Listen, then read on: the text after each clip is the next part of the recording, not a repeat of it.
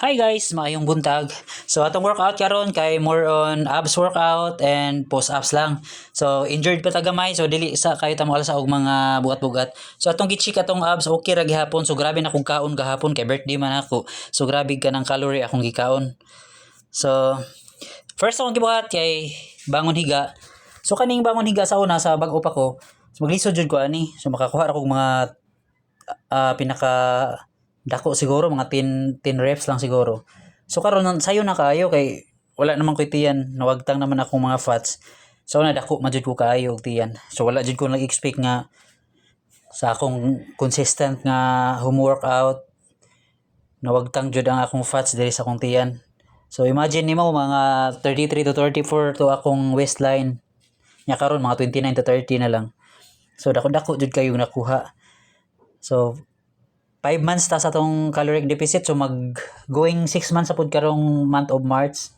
So straight jud na siya, grabe jud akong strict ana nga diet sa kaon. So nakuha jud siya, wagtang jud atong bilbil. So mao ra jud na tirada di ay basta ganahan kag paggamay og tiyan. Sa imbes nga medyo mas ni dako-dako atong edad, karon pa noon ta nagka-abs noon.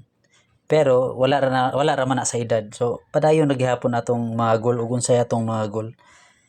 So kung nag-goal mo og pagamay og tiyan, so mao ra nay buhata. So caloric deficit lang jud. So less calories, so less mga carb. Akong breakfast oatmeal unya iniglans nako kanang rice pero gamay lang, inig gabi mag-rice pod ko gabi pero gamay lang gihapon. So ako ang pinaka main nga pagkaon is kanang itlog ra jud kung wala jud lain budget. So itlog ra jud ako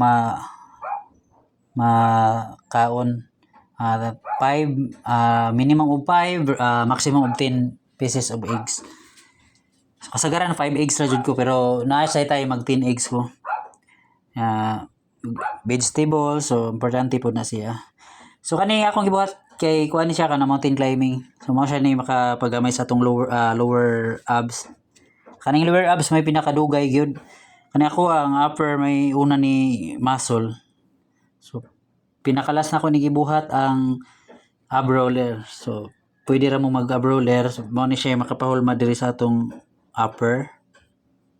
Maigo sang lower ani pero more on upper jud ni siya. So pwede ra ninyo palito ni sa Shopee, barato ra kayo ni.